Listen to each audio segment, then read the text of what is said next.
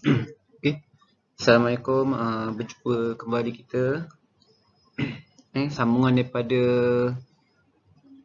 episod yang pertama untuk chapter 3. Yang ni adalah episod yang kedua.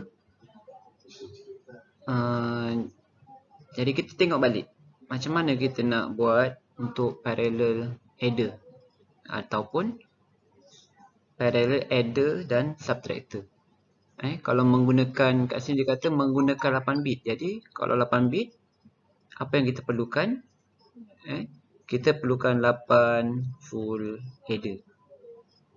Okey, itu yang pertama.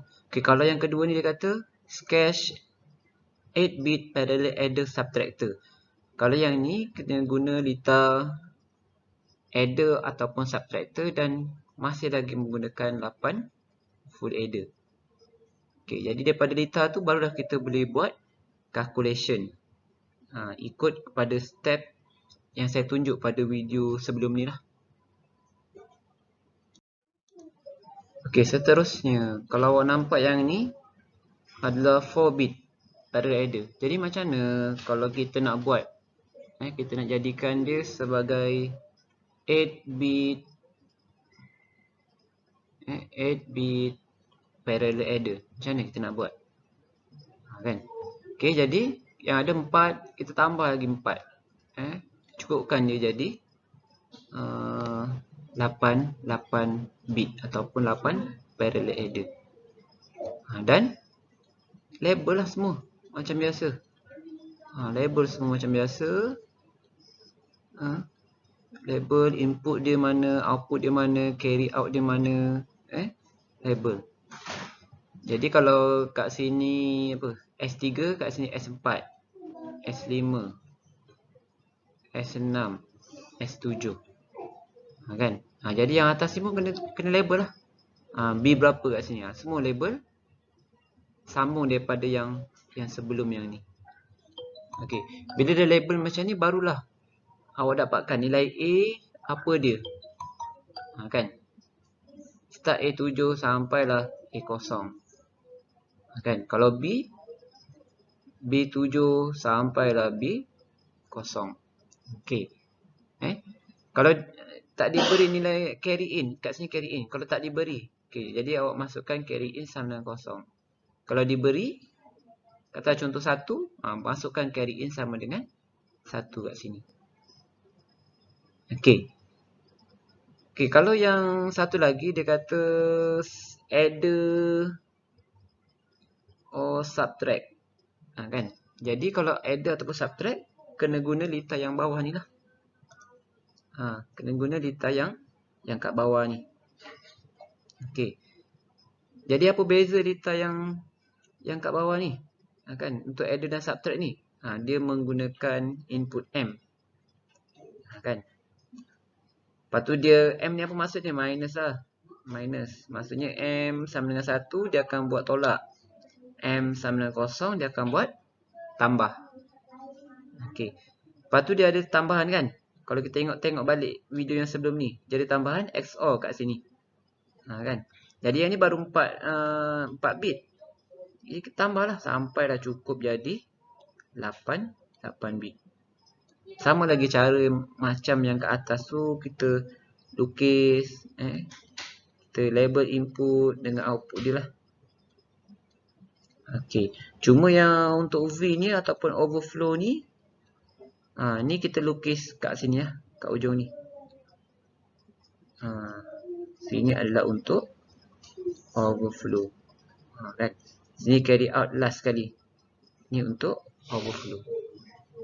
Okey, dan kena label lah semua sini.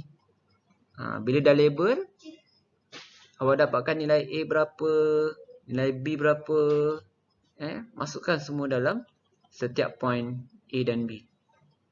Dan kita nak buat calculation apa? Masukkan nilai M ni sama ada 0 ataupun 1.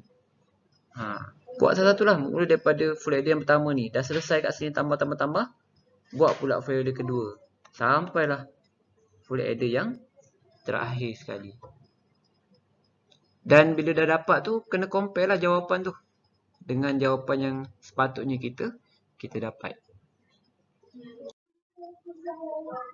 Okey, part yang seterusnya adalah kita akan tengok lah. Kita akan refresh balik apa dia multiplexer.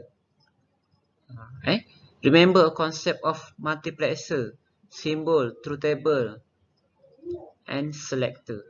Yang ni saya dah ajar ni masa semester 2. Untuk siapa yang belajar digit dengan saya tu. Kan? Multiplexer ni macam mana function dia? Kan? Okay, using multiplexer to choose operation of ALU. Okay, jadi multiplexer ni dia tujuan dia untuk memilih lah sebenarnya. Untuk memilih input. Input yang mana untuk dijadikan output. Kan? Contoh dia kat sini 2 to 1 multiplexer. Maksud dia apa? Ada dua input. Ada dua input. Tapi satu input satu saja dipilih sebagai output. Macam tu juga yang nombor 2 ni. 4 to 1 multiplexer. Maksudnya 4 input. Outputnya 1. Yang nak dipilih daripada 4 tu. Macam tu juga dengan 8 to 1 multiplexer. Ada 8 input yang kena pilih. Dan satu saja akan dijadikan output dia. Jadi macam mana kita nak pilih tu? Jadi kita pilih tu berdasarkan kepada selector. Okay, selector selector. Okay. Okay, seterusnya kita tengok ni. Ni yang saya cakap tadi ni, multiplexer. Okay, kalau 2 to 1 multiplexer. Jadi dia ada dua input. Dua input, I0 dan I1. Dan satu output. Ini apa? 2 to 1. Okay. Jadi bila 2 to 1 multiplexer, dia punya selector dia akan ada satu je. Pemilih dia satu, selector kat sini. Bila selector satu, dia akan ada dua kemungkinan lah. Kan? 2 kuasa N kan? Okay, 2 kuasa 1 jadi 2. Jadi dua keadaannya ni. Jadi bila kita masukkan selector kosong, I0 yang akan dipilih sebagai output. Bila kita pilih selector 1, I1 akan dipilih sebagai output dia. Okey. Macam tu juga dengan 4 to 1 multiplexer. Ada 4 input. Satu output. Selector dia berapa? Selector dia 2. Kenapa 2? Sebab 2 kuasa N sama dengan 4. Jadi, N sama dengan berapa? N sama dengan 2 lah. N sama dengan 2. Jadi, bila 2, dia akan ada 4 keadaan. Ni kan 4. Okey, jadi 4 keadaan. 0, 1, 2, 3 ni 4 lah. Bila S1 kosong, S0 kosong. Bila kita masuk 0, dia akan pilih I0 sebagai output. Bila selector 1 kosong, selector 01, kita akan pilih I1. Macam tu juga seterusnya. 1 kosong dia pilih I2, 1 pilih I3. Okey. Ni untuk pemilihan lah, pemilihan input supaya ada satu je input dijadikan sebagai output. Macam tu juga dengan 8 to 1 multiplexer. Ni. Sama je. Dia punya konsep dia. Dan dia punya truth table macam ni lah. Gitu. Jadi sebenarnya kita gunalah multiplexer ni dalam lita komputer kita. Untuk tujuan apa? Dalam ALU untuk tujuan apa? Untuk tujuan memilih input mana yang akan dipilih untuk dijadikan output. Okey. Kita akan tengok contoh 8 to 1 multiplexer. Menggunakan apa? IC 74 ALS151. Jadi 8 input, 3 selector. Jadi kita boleh tengok input dia ni lah. I0 sampai I7. Okey, dan dia punya selector ni ada 3. Output dia Y kat sini. Yang satu lagi Y ni dia punya inverter lah. Y bar. Y bar ni maksud dia akan invert kan. Dia akan complement kan dia punya output yang sebenar. Okey, kat mana kita guna multiplexer ni? Kan? Pada ALU lah untuk kita select input mana yang akan kita gunakan. Banyak sebenarnya kegunaan pada multiplexer ni. Yang pertama kita nak tengok, kita nak pilih input yang mana. Lepas tu yang kedua, kita nak pilih, kita nak buat operation apa. Nanti saya akan tunjuk Lita ALU macam mana kita nak design kan. Okey, ni Lita dia. Lita dia. Jadi dia menggunakan multiplexer lah. Kalau kita belajar menggunakan multiplexer dengan combination daripada gate-gate yang tertentu. Yang ni. Okey. Dan yang ini adalah dia punya function table ataupun truth table. Okey, tengok L ni maksudnya kosong. Bila kosong, I kosong akan jadi output. Okey, contoh. Satu lagi, kalau hash ni maksudnya 1. 1, 0, 0. I4 yang akan jadi output. Okey, dan apa lagi yang kita kena tahu adalah penggunaan shift register lah. Yang mana kalau shift register ni function dia adalah untuk proses darab ataupun proses bahagi. Kalau kita ingat. Okey, antara shift register adalah SISO, serial in, serial out. Ni dia ke kanan, shift right lah. Ada juga yang shift left. Okey. Dan ada juga yang parallel in, serial out. Masuk parallel ni, kan? Ni masuk parallel, keluar serial. Okey, seterusnya untuk shift register kita ada SIPO, serial in, parallel out yang ni. PIPO, parallel in, parallel out. Rotate right, dia akan rotate lah ni. Dia akan patah balik. Dan rotate left.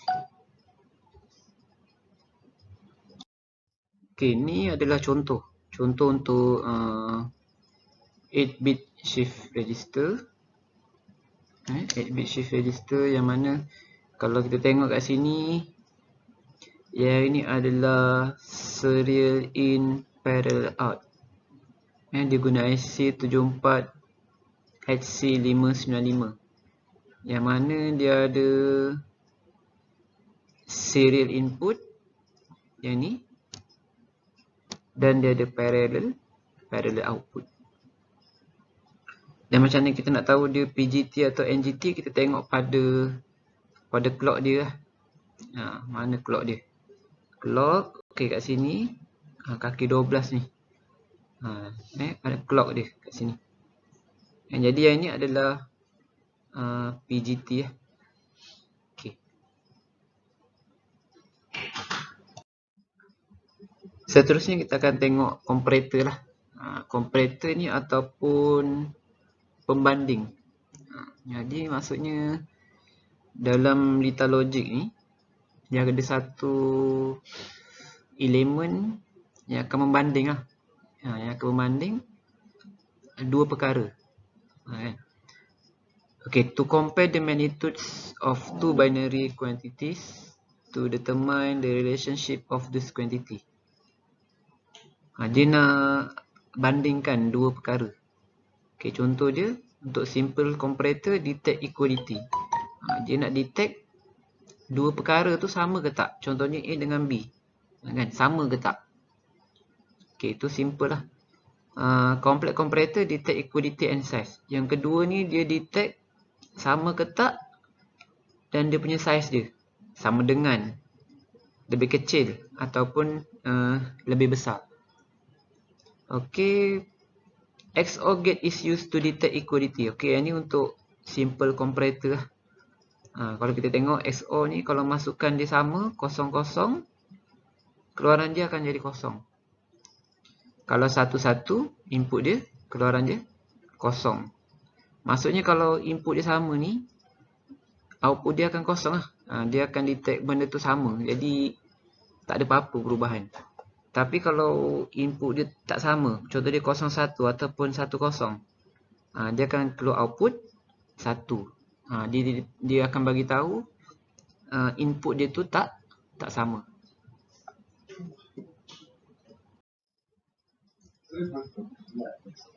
Okey, macam mana kita nak tengok untuk 4-bit magnitude comparator. Sama je comparator yang tadi, cumanya yang ini dia bandingkan bit A dengan bit B. Dia nak tengok sama ada dua bit ni, dua nombor ni A dan B ni adalah lebih kecil, sama dengan ataupun lebih besar. Jadi katalah kalau A lebih kecil daripada B. Contoh katalah A tu 5, B 8. Jadi bila macam tu ALBO ni akan 1. Yang lain akan 0. Dia sebagai status lah kat sini. Jangan compare kan. Katalah kalau A 8, B 8. Jadi dia akan sama dengan, bila sama dengan AEBO ni akan 1, yang lain semua akan jadi 0.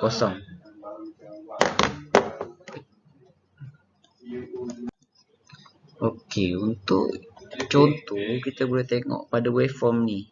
Okey, contoh dia kat sini A 0, 0, 1, 0, maksudnya 2. B 0, 1, 1, 1, 7. Jadi 2 dengan 7, 2 lebih kecil daripada 7. A lebih kecil daripada 7. Maksud dia ALBO akan 1, yang lain semua akan jadi 0. Contoh kedua, okey, A2, B2 kan. Macam mana boleh dapat 2? 0, 0, 1, 0. 0, 0, 1, 0. 2. 2 dengan 2 sama. Jadi AEBO akan 1. Okey, boleh faham? Okey, jadi yang ni, yang ketiga ni, cuba awak tengok sendiri. Ni, apa dia output dia. Okey, seterusnya untuk sambungan daripada tadi, kita akan tengok 4-bit comparator ni, kita combine dengan satu lagi 4-bit comparator, menjadikan dia 8-bit magnitude comparator. Okey, jadi kenapa 8-bit? Dia akan adalah daripada A0 sampai A7. B pula B0 sampai B7. Jadi dia compare nilai A dan nilai B. Okey.